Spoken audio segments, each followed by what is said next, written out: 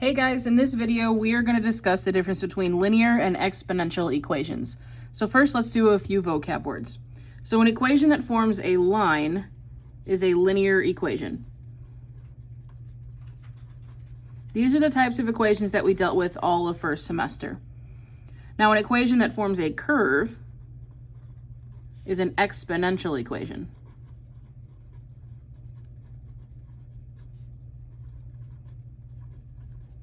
So when I say curve, I'm not talking about a parabola that we dealt with previously. I mean it starts slow and then increases quickly, or it decreases quickly and then slows down. Those are the types of problems that we're going to be dealing with here.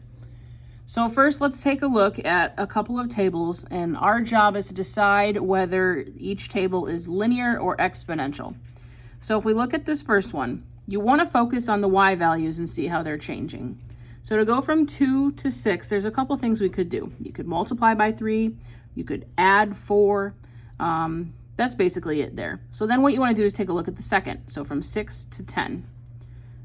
Now we said I could multiply 2 by 3 to get 6, but 6 times 3 is not 10. So I know that the change is not multiplying by 3 each time.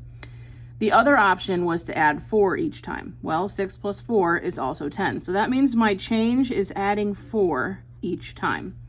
And look here, 10 plus 4 is also 14. 14 plus 4 is 18. And then there's a typo on your page. Instead of saying 23, it should say 22. And that is also 18 plus 4. So that means the pattern is that the y values are increasing by 4 each time.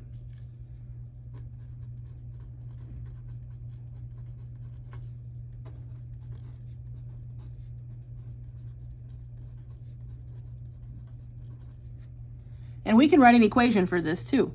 Now remember, since it's increasing, you're adding every time. This is the linear version. So this one is linear.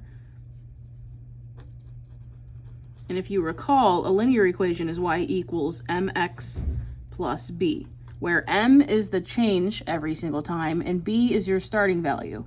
So if we're looking at this, I know that 4 is my rate of change. So I'm going to have y equals 4x. And then my starting value is whatever y is when x is 0. So in this case, that's 2. So plus 2. So in general, a linear function is described by a constant increase or decrease. That's a word we've used before. Using addition. Or it could also be subtraction if it is a decrease. All right, take a look at the other table. So how can I go from 1 to 15? Well, once again, we have a couple options. You could multiply by 15 or you could add 14. So let's see the difference here between 15 and 225. Well, I know that if I add 14 to 15, I'm not going to get 225. So that means this has to be multiplication by 15 each time. So let's see if it continues to work all the way down the table. 15 times 15 is 225. And if I multiply that by 15, I get this number, 3,375. Multiply by 15 again, I get that number. And one more time, it follows the pattern. So that means that the y values are being multiplied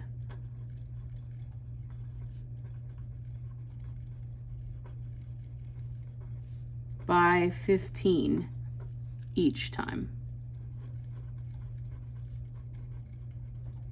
Okay, so in general, an exponential function is described by a constant increase or decrease using multiplication. Now there's also an equation that we can use for these. So this is exponential. Okay, and the formula that we're going to use here is y equals a in parentheses b to the x, okay, where a is your starting value and b is what you are multiplying by each time.